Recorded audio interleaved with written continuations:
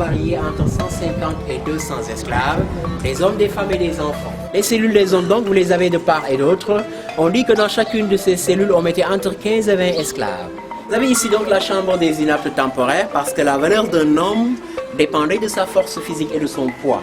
Alors on avait fixé un poids minimum pour les hommes, c'était 60 kg. À l'époque, les esclaves, on ne les achetait pas avec de l'argent, mais on les troquait contre des biens. On dit par exemple que du point de vue troc, un homme de plus de 60 kg ou une femme vierge pouvait valoir un fusil. Donc à partir de cette porte-là, on avait construit un quai en bois de palmier qui servait d'embarcadère. Voyez-vous, et qui permettait aux esclaves de pouvoir embarquer. Naturellement, à chaque embarquement, certains esclaves tentaient de s'évader, notamment en plongeant. Malheureusement, ils ne pouvaient jamais aller loin, parce que soit ils étaient fusillés par les gardiens, ou alors ils étaient dévorés par les requins. Ce que les Africains devraient faire, c'est faire en sorte que cette histoire-là soit connue un peu partout dans le monde, pour dire que plus jamais ça. Nous, au niveau de Monde sans guerre qui a initié cette marche, je pense que nous avons atteint notre objectif.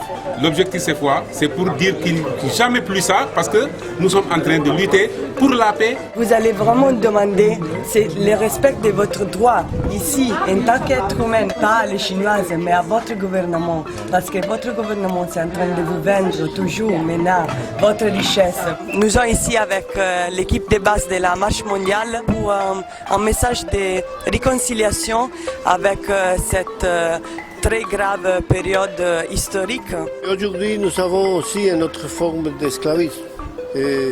Dans le monde, il y avait des violences économiques. Il paraît un esclavisme volontaire, avec la carte de crédit, avec les gens, ils se mettent dans une situation qu'ils ne peuvent pas donner réponse et tout sa vie s'est conditionné.